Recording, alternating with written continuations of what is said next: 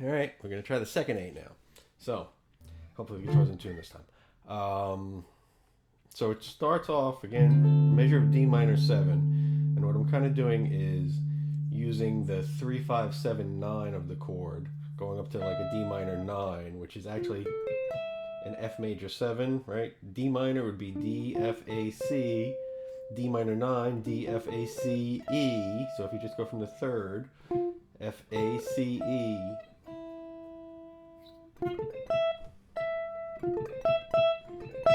So kind of playing this F major 7 with your first finger at the 12th fret, 13, 14, 15, this F. Right, so it starts again on the end of 1 with a triplet and triplet. C, F, A, C, E.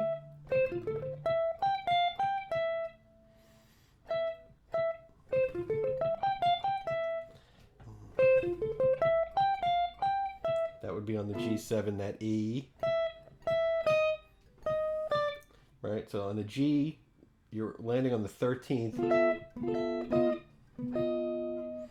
and then goes down chromatically to the sort of flat 13, which is actually becomes the 7th of the E minor 7 chord. Right, so the first 2 bars, D minor 7 to G7, is 1, 2, 3, 4.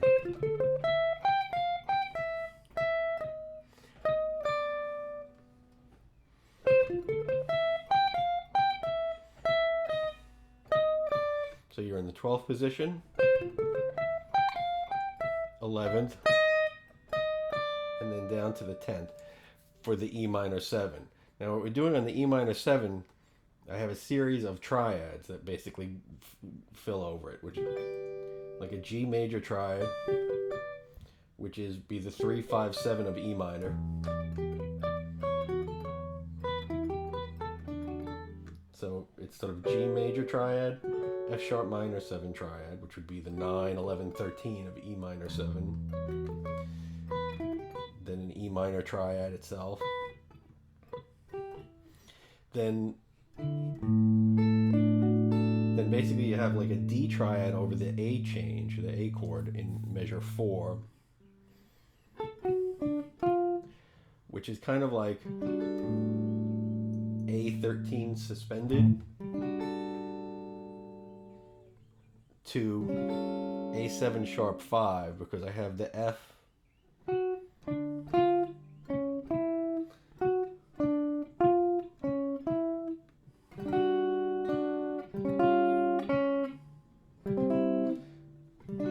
A13 suspended, A7 sharp 5 to A minor 7. So you have this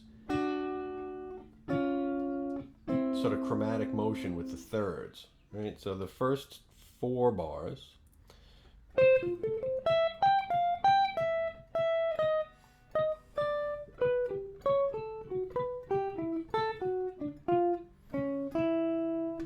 right, so I'll try to do that with a little bass note on the E minor 7 to A7 so you can kind of hear it. I'll play it a little at a time.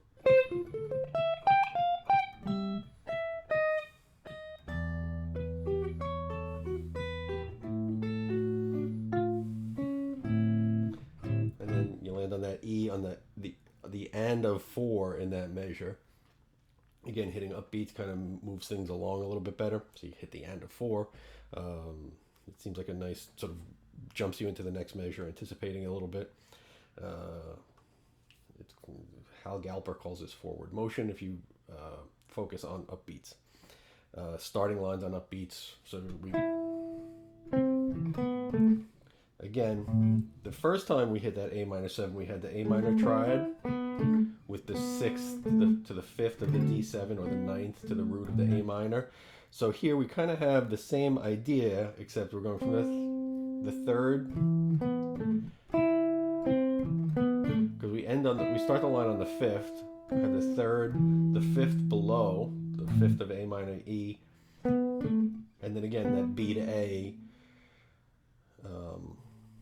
which which is either the ninth to the root of A minor or the sixth to the fifth of D7.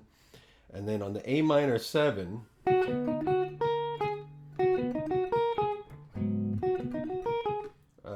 triad, actually an arpeggio, the seventh chord, and then up to the ninth. So you're starting on the seventh, 7, 3, 5, 7, 9 to the 1. Again, that 9, 1 on the A flat minor 7 mirrors the 9, 1 on the A minor 7. So we're using that idea sort of as that section comes around again, like we did in the first 8 bars. It adds a little continuity to the solo.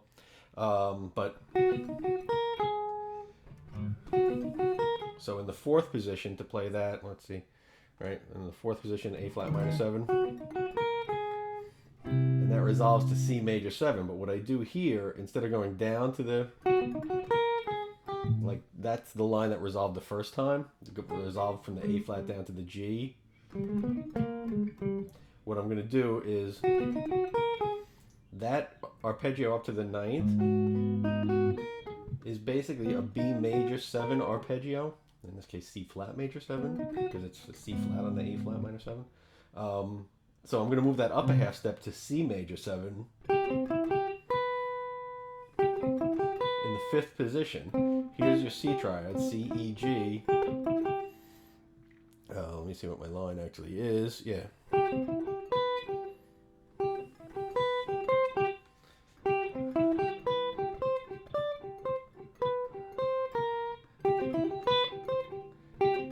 It's a C major 7 arpeggio in the fifth position.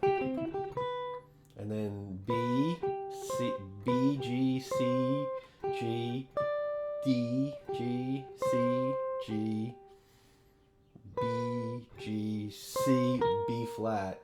Again, you anticipate the B flat going into the bridge on the G minor 7. So let's play the second 8 bars all the way through. 1, 2, 3, 4.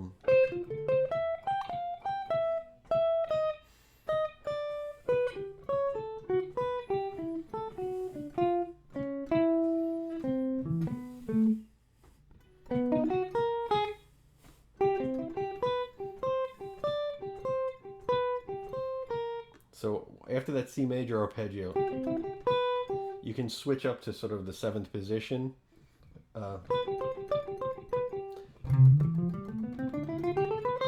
C major scale starting with your second finger at the 8th fret, so you're in the 7th position.